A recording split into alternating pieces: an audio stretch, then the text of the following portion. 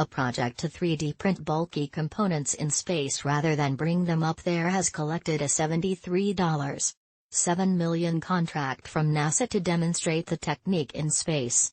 Archinaut, a mission now several years in development from Made in Space, could launch as soon as 2022. The problem at hand is this: if you want a spacecraft to have solar arrays 60 feet long, you need to bring 60 feet of structure for those arrays to attach to. They can't just flap around like ribbons. But where do you stash a 60-foot pole, or two 30-foot ones, or even 10 6-foot ones when you only have a few cubic feet of space to put them in? It gets real complicated real fast to take items with even a single large dimension into space. Archinaut's solution is simple. Why not just take the material for that long component into space and print it out on the spot? There's no more compact way to keep the material than as a brick of solid matter.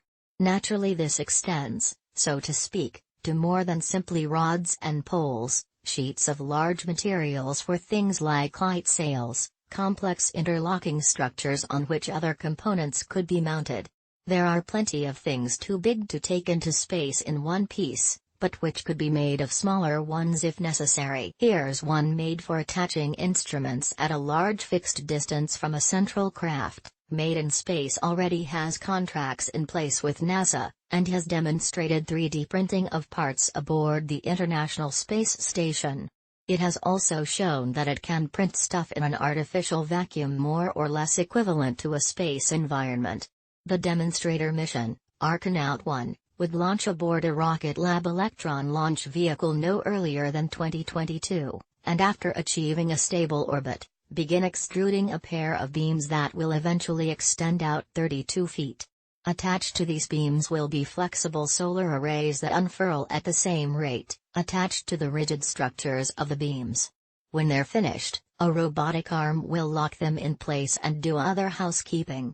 You can see it all happen in this unfortunately not particularly exciting video. Once finished, this pair of 32-foot solar arrays would theoretically generate some 5 times the power that a spacecraft that size would normally pull in.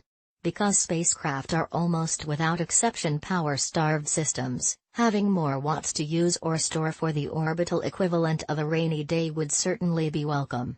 In another print, the robot arm could rearrange parts, snap on connectors and perform other tasks to create more complex structures like the ones in the concept art up top.